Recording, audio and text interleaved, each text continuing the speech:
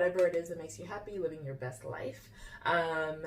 Today's episode is going to be a little bit of a special one. It was actually a request that a fan, I'll call him a fan, sent. So as many of you who listened to previous episodes of Musings with Yoyo, you know that I am moving to Toronto. I'm actually here in Toronto, finally made it on a 5-day road trip from Calgary. It was the longest process of moving from Vancouver to Toronto, but I'm finally here, and someone sent an email saying that they would like to see a Musings with Yoyo on the road, just kind of documenting the road trip. We did try to do that, We tried. but we came across a few technical issues.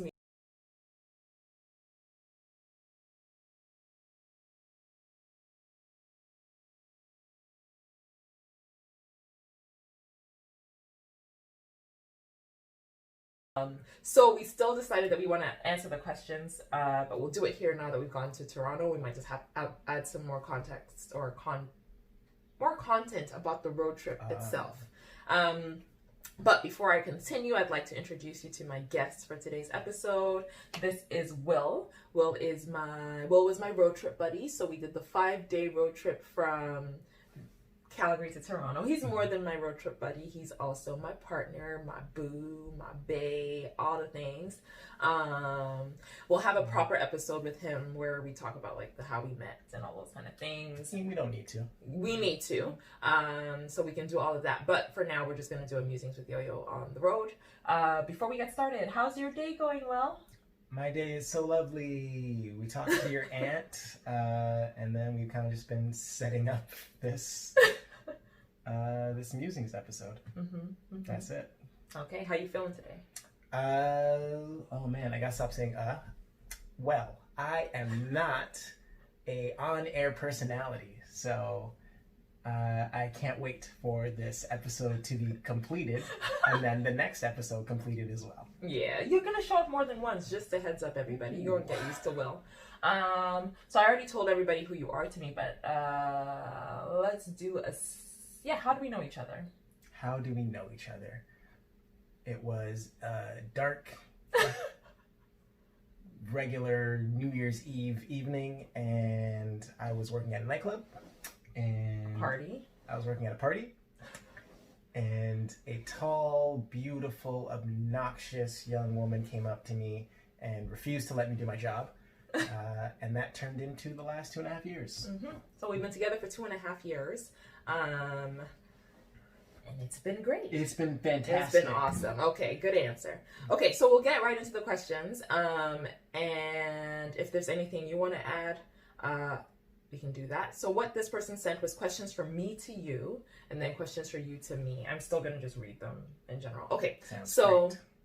I've opened up a lot, so me, Yoyo, I've opened up a lot about what's the most difficult thing for me with regards to long distance relationships. For example, arguing and you can just hang up. We don't do that, but like just not being there physically with each other. It's just harder. It's just hard. It's a scam. Time zones, all these things. I'm not a fan. But what do you find to be the most difficult thing about being in a long distance relationship? How much longer do you think you could go before it came overwhelming?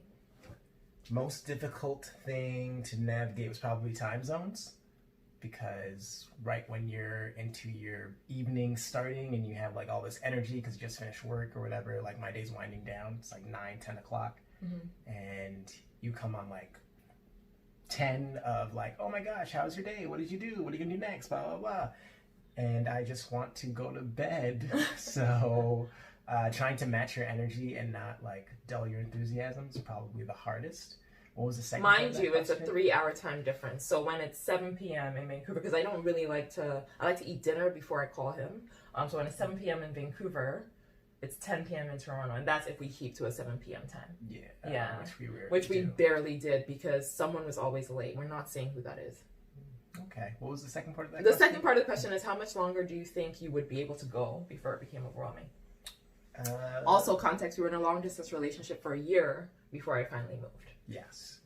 I probably could have went a few years. That's wild. As long Why don't you love me? Okay. As long as COVID stopped being a thing. So if we got to see each other every 3 months as we kind of planned previously, I think I would be okay with that. I like my personal space and I like having downtime. And I think you don't enjoy that as much. So for me, being able to like physically be near you every 3 months was a nice little routine that we got going. Mm-hmm. Yeah, I think every 3 months was quite a lot.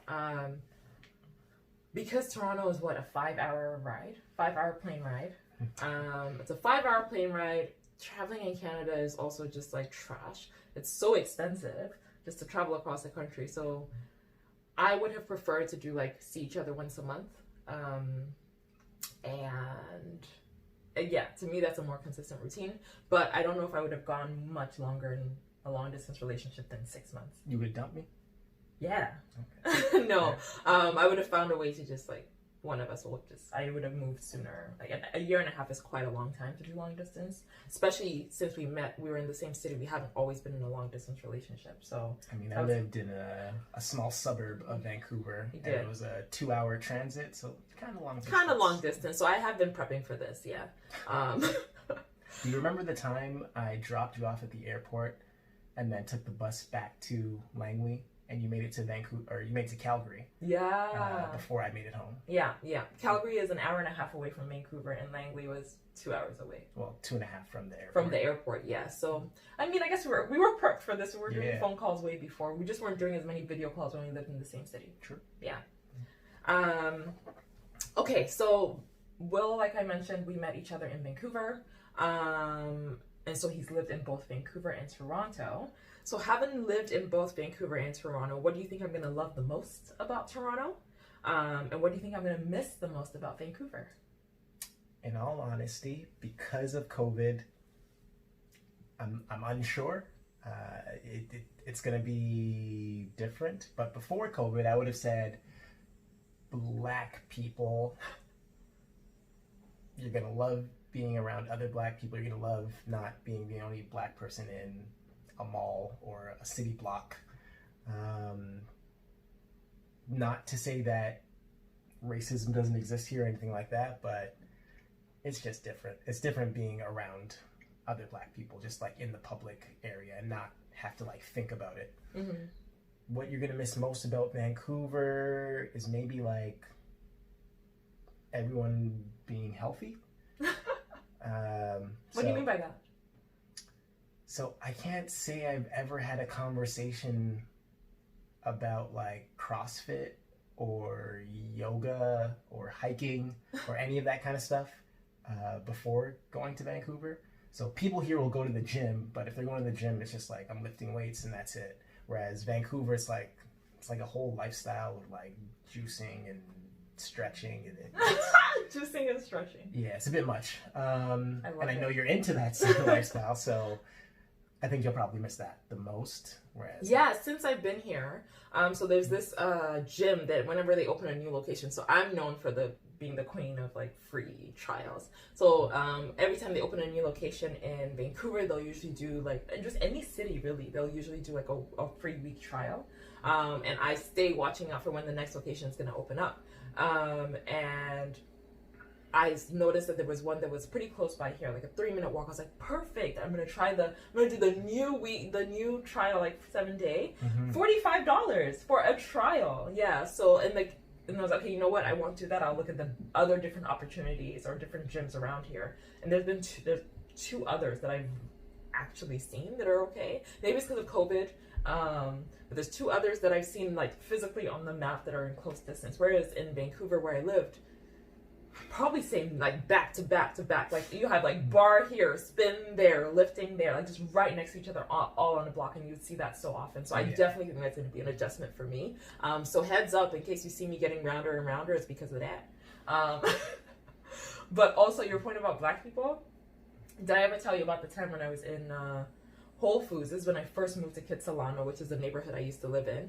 First moved to Kitsilano, I was at Whole Foods. Standing in a line, and hadn't seen a Black person in my neighborhood in probably about a month. I was really you just really feel very, very othered when you're there. And I was in Whole Foods, and there was this Black couple on the line next to me. And I waved at them. I think we just because like, I don't know when next I'm going to see another one. So we're saying hello. And so we like just did like the, hey, what's up? How's it going? And they literally picked up all of their stuff off their belt to come to the belt next to my belt behind me. Sure. So that they could have a conversation with me. Because they were like, how's it going, sister? And I'm like, it's going good. I'm chilling. How are you doing? Like, I see you. I'm like, I see you too. And then we just kept it pushing. I never saw them again. Okay. Yeah, but that's Vancouver. That's being Black in Kitsilano. Yeah, they probably moved out. Probably did.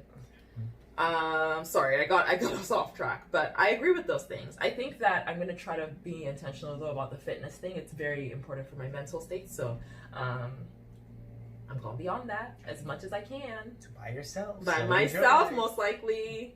Okay, so I don't know if I've actually talked about as much the long distance dates that Will and I had, so maybe you can set the scene for us, but the fan said of the long distance dates that Will has planned, which one was the most memorable? What advice would you give someone entering in a long distance relationship? So which was the most memorable for you of the long distance dates you planned? Let's ask that question first. So explain the long distance dates. Cool. So for full context, for Yoyo and I's first anniversary, I created a game about... It was a mix of questions. There we go. Yeah. It was a questionnaire almost. Yeah. So it was 365 different questions on how to get to know your partner. And it was inspired by, I think it was like a New York Times article that's like 32 questions to get someone to fall in love with you. Right. Obviously it worked to ask those 32 first. But I made a compilation of all those questions, and that's what we did kind of for our first year. So in us being separated and knowing that I was moving to Toronto, I wanted to kind of keep that same energy going. Also, I'm someone who dislikes wasting time. Small talk. Okay, let's call it that. So let's call it small talk. So like if we're gonna get together and do something, like let's do something. Like even if it's just like silliness, let's do that. But like I don't want to just like sit and stare at a TV and then call it a day. Like let's accomplish something. Like if it's practicing drawing, you want to do a puzzle, like let's do that. I'm not just gonna sit here for 3 hours and just like stare at TV and banter back and forth about nothing. So that led to the creation of our long distance dates. So at least once a week we do like an activity. So we had drawing each other. Ugly picture he drew of me. I've shared it before, but I might need to share it again just so you can see. We can compare and see who did it best. Sorry, I'm just like, I'm still mad that's the way he looks at me. So we had drawing each other. We did a walking tour of the Louvre. Le Louvre. We did... That was actually a really nice date. We dressed up. Sorry, I keep interrupting I'm not sure why you do. Okay, go ahead. I mean, I'm supposed to be the guest here, Okay, right? go ahead. This is my... We did we did a podcast episode, which is, I think, how Musings with Yoyo started. We did make a playlist for each other date. I really should have researched this before starting, but my favorite date was probably the Louvre. So what we did was we found a video on YouTube of this guy running through the Louvre, and we just kind of played some soft music over the background, got dressed up as if we actually went, and then just, saw the paintings, gave our opinions, talked. It was nice. It felt like an actual date. And close second would be the podcast episode, only because I thought my podcast would be a lot better than yours. And that's never going to be released. So yeah.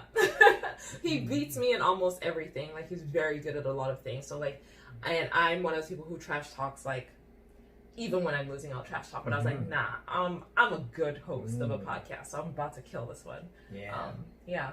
So our TED Talk date. So where we made TED Talks and presented them or whatever. That one, gladly released that. Can't wait to stun on you with the TED Talk date. But the podcast one, not so much. And I think I felt even worse about it because your podcast episode was so good. So the podcast you did was the one with her dad. I don't know if you've watched, but that was the first episode. And it was like so much better than my future themed podcast. That I think I felt shame afterwards. I was just like, let me just delete this. So no chance of this getting out. It's on my phone. I have it though. Lovely. It could get out. Watch out. Okay. And then the follow-up question to that was, Sorry, I'm not prepared. Follow-up question to that is, what would be the advice you would give someone entering a long-distance relationship? Advice for someone entering a long-distance relationship would be, know yourself. Know what you enjoy, know what you don't enjoy. I think I Googled how to be in a long-distance relationship, and a lot of the stuff people were talking about just kind of seemed like nonsense, and I'm not doing this. Yeah. However, if I was someone who was just kind of very impressionable and very whatever, I probably would have took a lot of their advice, and we would have had a lot of frustrating conversations on. What kind of advice were you seeing on there? A lot of them were kind of saying just enjoy the quiet moments and call each other and just fall asleep while you're on the phone together. Well, I do that all the time anyway. And I always hang up. So, yeah, a lot of it was cutesy things that I'm not really into. So we tried watching a movie together at the same time, but even when we're together, we watch a movie, I'm rarely enjoying it. And I usually fall asleep. So, yeah. So a lot of them were just super stereotypical, this is so cute. And I'm not the cute type. Yeah. But if you are the cute type, know yourself and send yourself cute little things. I remember I Googled too. But my Googling was more different ways to have more adventurous long distance dates. A lot of them are send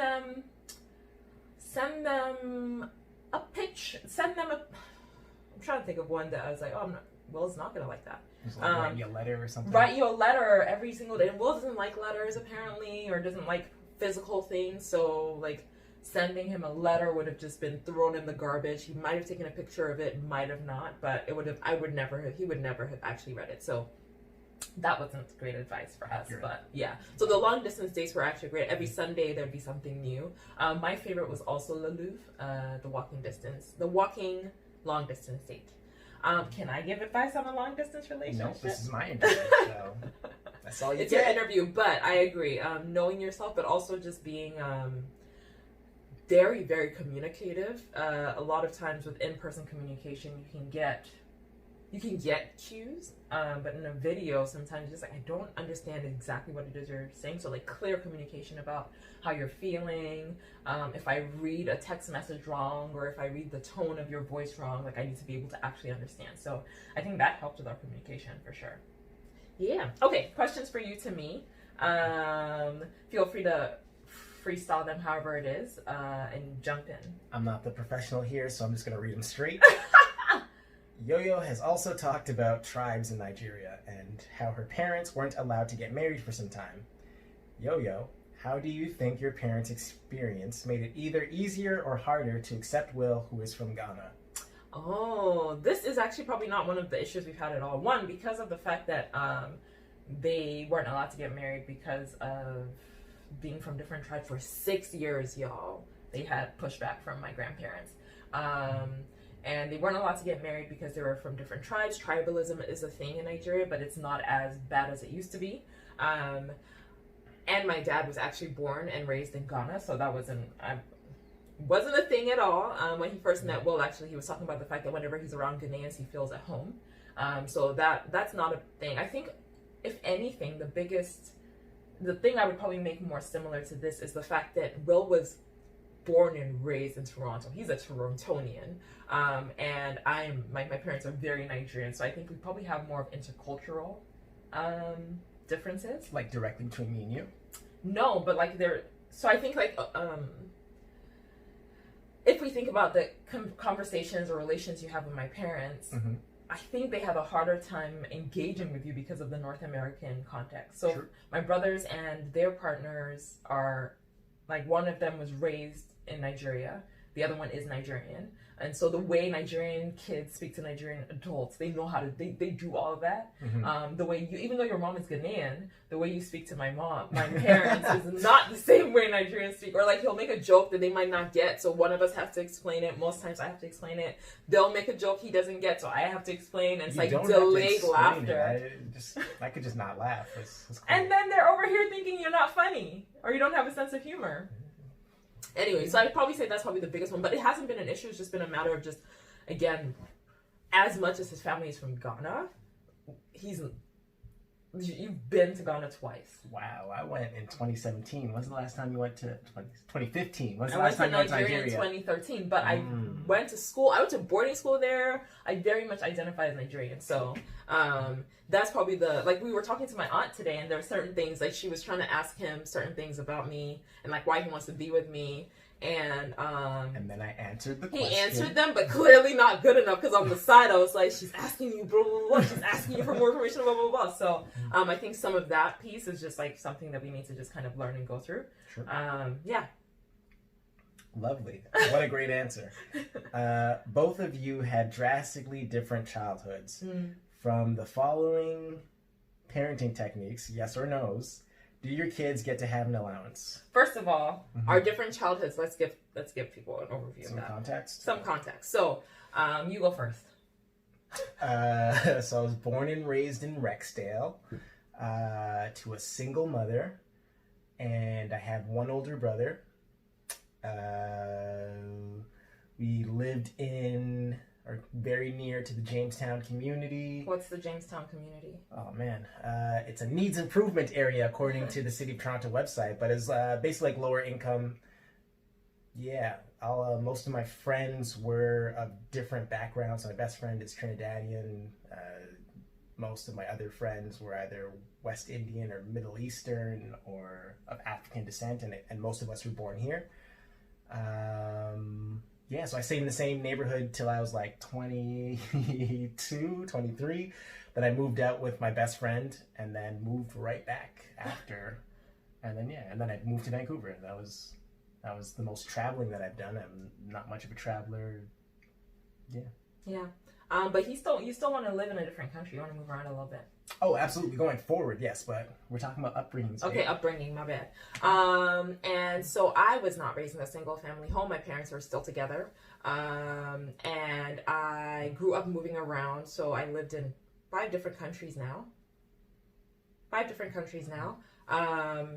And I grew up well off. Both my parents are pretty do well for themselves. My dad used to work for an oil company, so as you can imagine, that's a fair bit of money. I know he could hire me off of like his pension, and I'd be fine.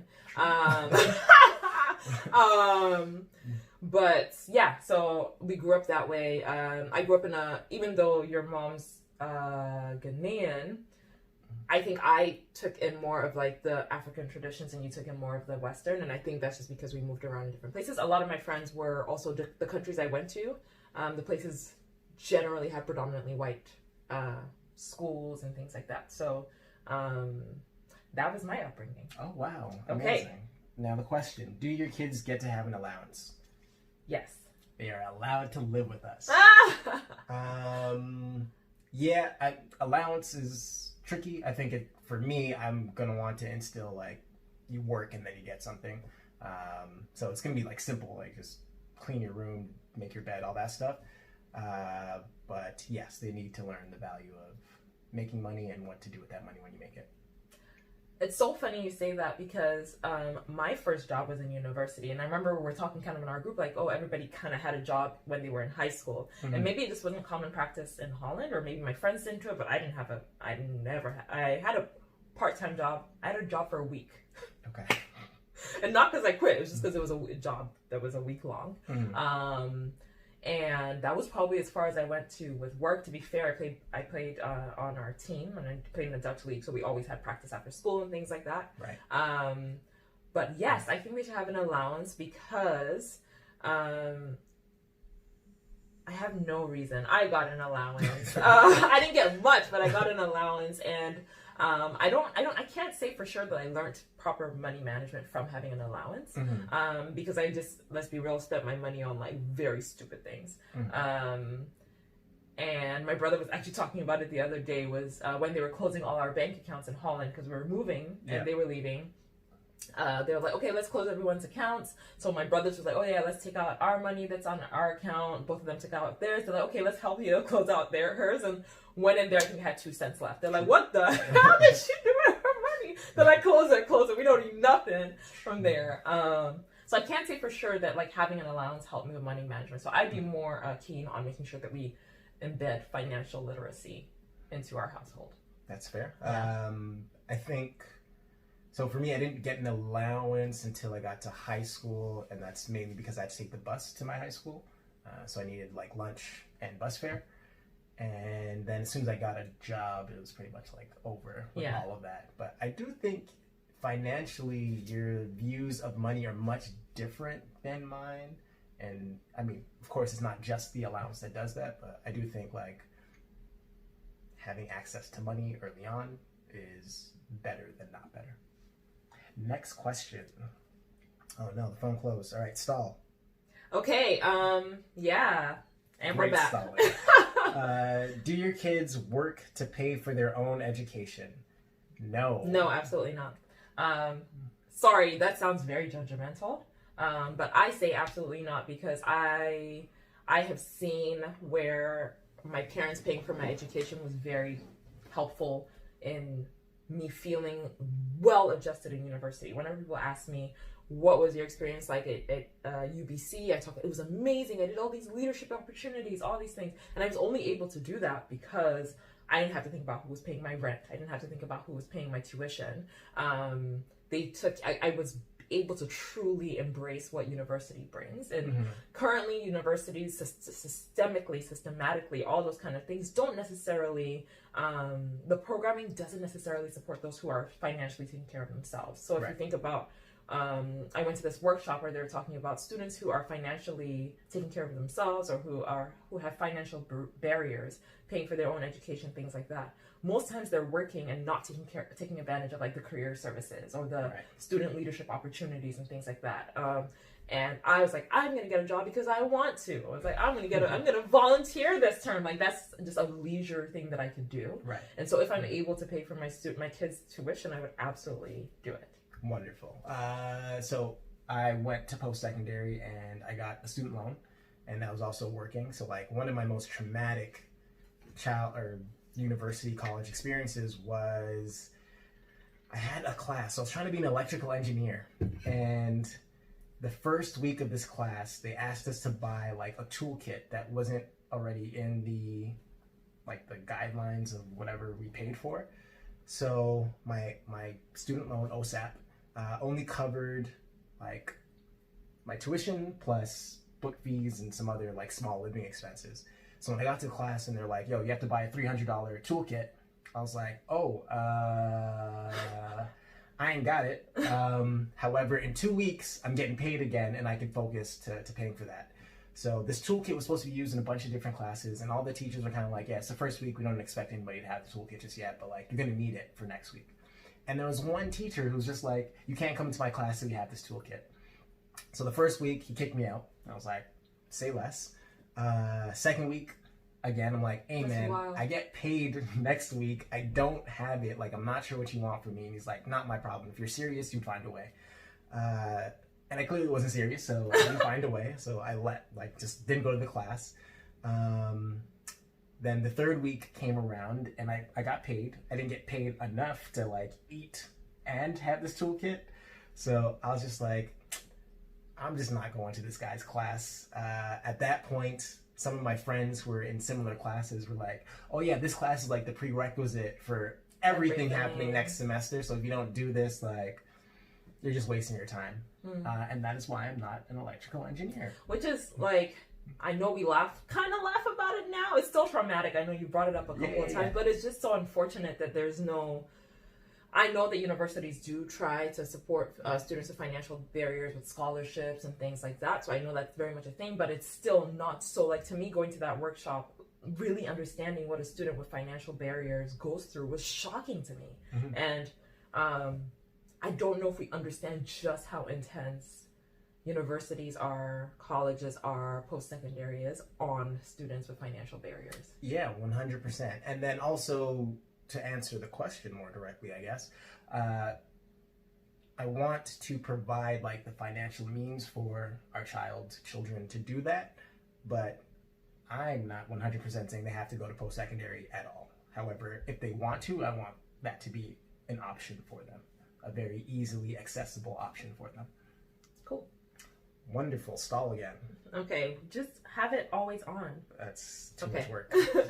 Next question. Can your kids drink before they are the legal drinking age? Quotations with you. Or not quotations, parentheses with you. With you.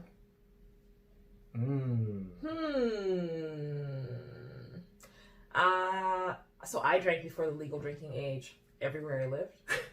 Okay. So hold on, wait. Didn't you live in like the Middle East? I feel like alcohol. Right. Well, I wasn't drinking when I was in elementary school. Oh, okay. That's when I was in Oman. Yeah. Okay. So when I was thinking to drink, yeah. So maybe, and not in Nigeria too. I didn't really drink in Nigeria when I was in boarding school. So you just boosted. This I'm just a liar. Yeah. Okay. But can they drink with me? Yes. And the reason I say that is because I don't anticipate our kids getting drunk with me. That's not going to be something that I'm going to encourage. Okay.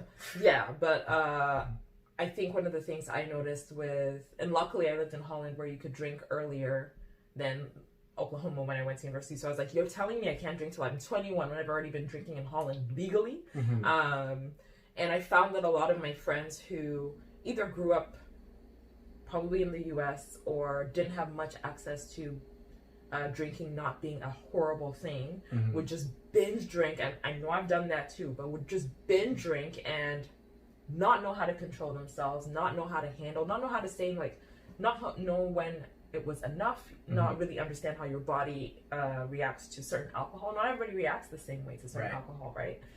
So I wouldn't want my kids to feel like, okay, if you want to drink, I want you to understand limits. I want you to understand, because again, you can drive in the US when you're 16, but you have to wait 5 years to drink.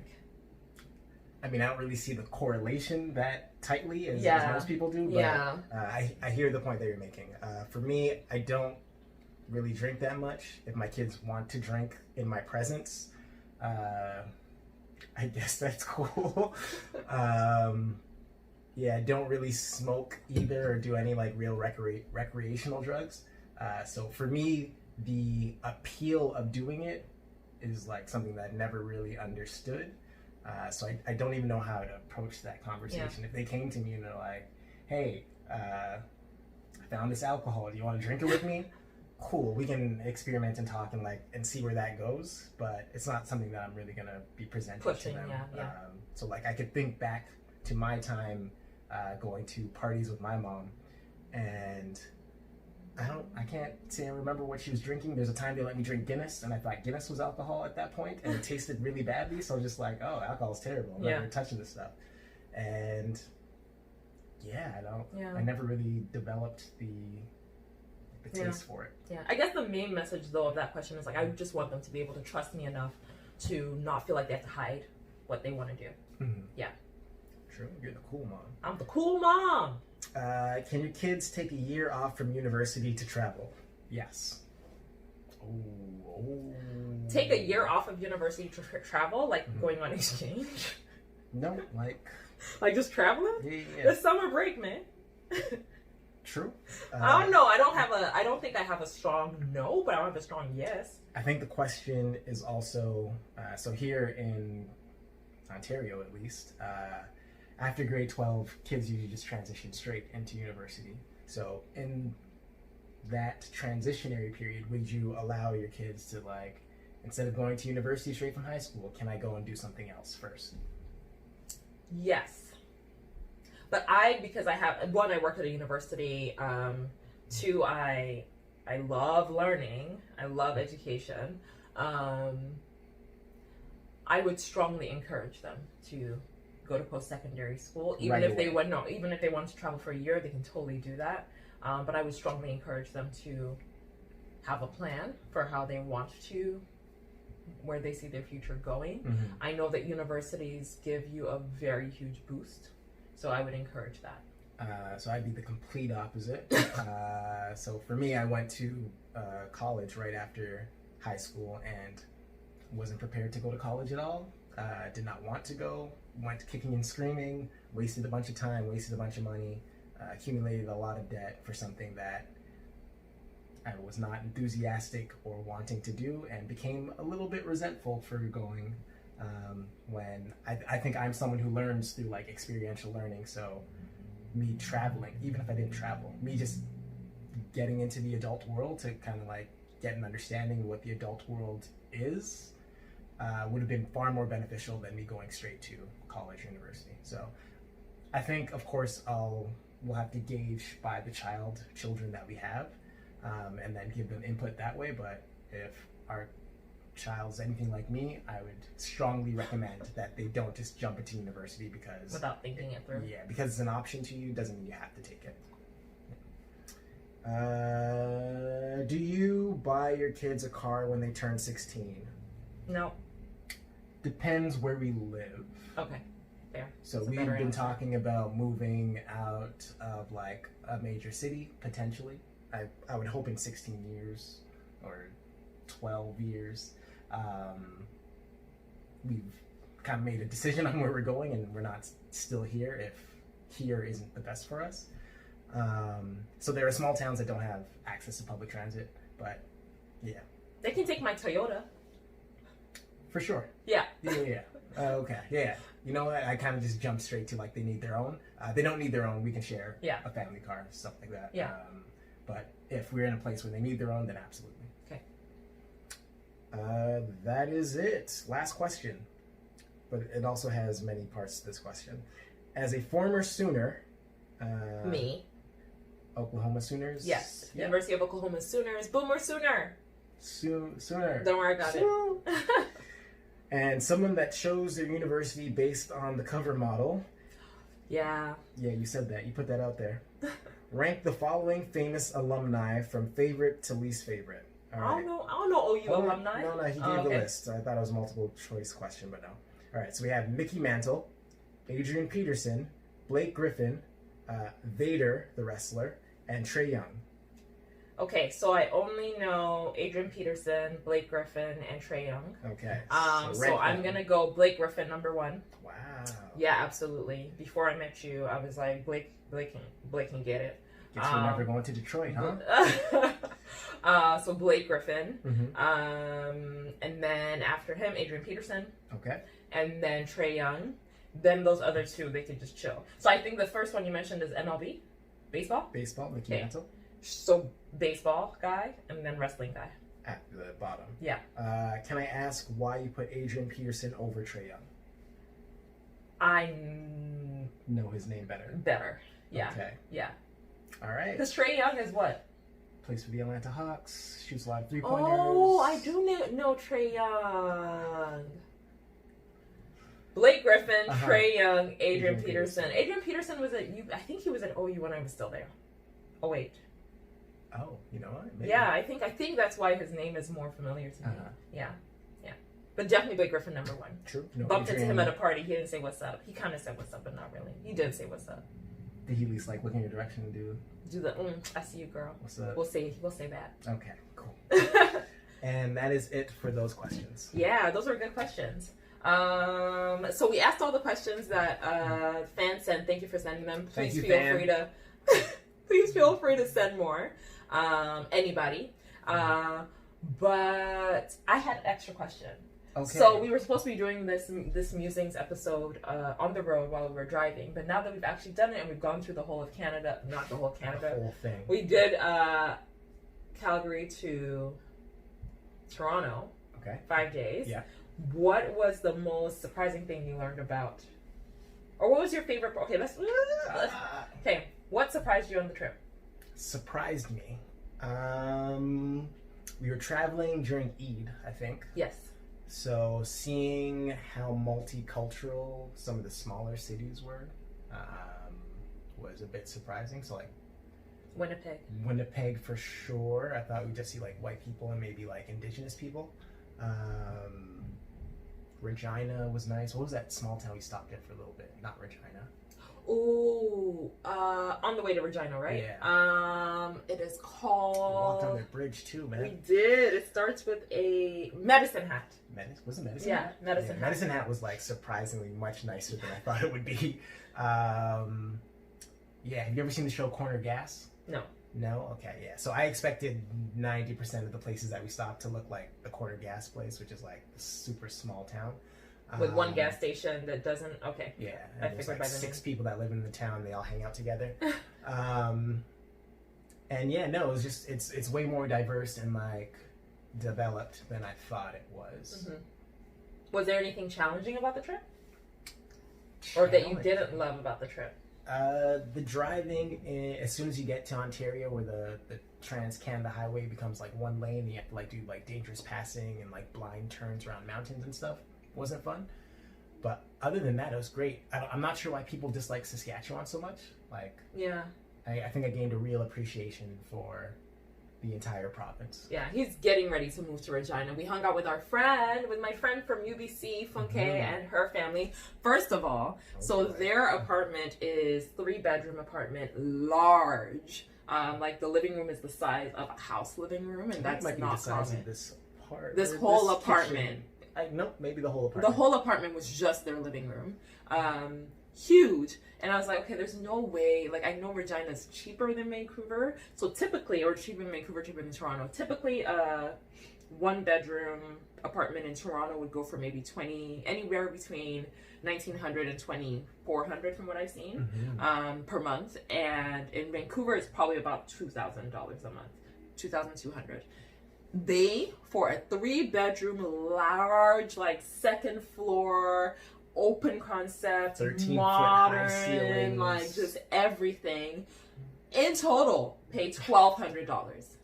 1,200. In case 1,200 doesn't make sense, that means that with 3 roommates, for example, they would be each be paying $400. That's $400 on rent. Never ever, like just wild. So. Yeah.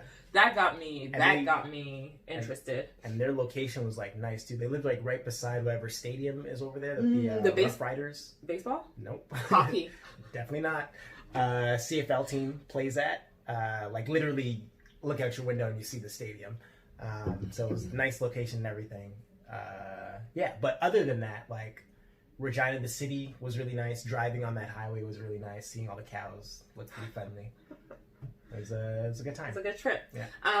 And then we had. Whoa. Oh. What is your favorite part? What did you not like? My favorite part. Was seeing Funke, of course, because I haven't seen her in 2 years, so it was great to see her. And then I actually Will didn't like Winnipeg so much. I actually like there was this park we went to.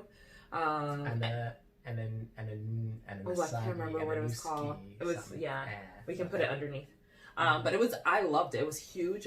There's like different gardens. There was a children's garden. It was very like magical feeling. But I guess Will didn't like it because he was getting eaten alive by mosquitoes. I was doing great. It was a nice park. I really liked it. I think what I didn't like was just the long distance between Thunder Bay and Sudbury, Ontario. And it was supposed to be like an 11-ish hour drive. We ended up spending about 12 and a half hours because we had a few more stops than normal. So that was long. That was my first time doing nighttime highway driving. And when we're on there, so Will, whenever he tries to like just give me a heads up about something, he's not like alarmist. Like he won't be like, hey, just make sure when you're driving, watch out for bears. So he'll say it very calm, like just a heads up. There's a possibility that deer might come across, don't swerve, like all these things. And the minute he said that, all I was thinking is like anything I saw, I was like, oh my gosh, it's a deer, it's a bear, it's a whatever. So that was nerve-wracking for a little bit. We actually had to switch after about 2 hours of me doing that. I was like, I can't do it anymore. I'm so nervous about these bears. And there was like rain. It started raining. That was when I was like, okay, we gotta switch. Thank you very much. This has been lovely. No more nighttime highway driving, and not like city highway driving, but highway driving in that way. Yeah. So that was cool. And then we went to Sudbury. So Sudbury, Ontario was our last stop before we finally got to Toronto. And because we're like, oh, it's our last stop. Will booked that. That was like a lodge kind of place. And you keep saying lodge. It wasn't not lodge, cabin. I think someone said it was a suite. Suite. I think I said suite. Someone else gave it a really good description. Yeah, better description than us. Anyways, It was something. But it was really, really beautiful, all that stuff. So we're like, you know what? It's our last night. Let's chill. Let's do all these things. So like Will mentioned earlier, he made me a game when we had our 1 year anniversary of dating. Gave me a game, and it had a bunch of different questions. And I like doing the questions because each time there could be new answers that come up. So it could be things like, when was the last time I made you happy, or what was just like different things that will help a relationship continue to go and grow. And so I was like, oh, let's do some of these, let's have a nice night, all of that. And then we were done with questions, and then Will was like, oh wait, there's one more question in there. What question was it? The last question, so I added this question, of course, without you knowing, but the last question was, will you marry me? And I said yes! So we're engaged. That was the last part of the trip. We got engaged, which is exciting. So I'm now a fiance. So come correct. No, I'm just saying. So I described who Will was to me at the beginning, but he's also my fiance now. So that was fun. And then we got back to Toronto, and that was cool. We can talk more about our engagement story another time. Yeah, when you propose to me, then we'll talk about it. Because right now you're my fiance. I can't propose back. Like I already said yes. No. You're my fiance. I'm not your fiance yet. Until you propose. You are. You absolutely are. You're stuck with me forever. So this has been great. Thank you for being on this episode. I'm looking forward to having you on more. I cannot wait, and we can do a proper like how we met. We can do one. We'll let you know. We'll do more about just getting to know Will. I know that this was more around the road trip and the questions that our fan had sent. So feel free to send more questions. But the next episode, which will actually be Musings with Yoyo and Will, we'll actually do a proper relationship episode. Oh my gosh, I can't wait. Can't wait. So excited. Thank you. Bye. Bye.